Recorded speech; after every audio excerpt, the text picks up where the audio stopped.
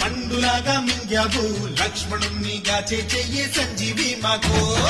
ఒక్క చిచ్చు వెలిగించి లంక పుట్టే రగిలించి రావణుణ్ణి శిక్షించావు నువ్వే మాతోడు శివతేజం నీ రూపమంట పవమాన సుతుడంట అంజనం మా ఆనందమంత హనుమా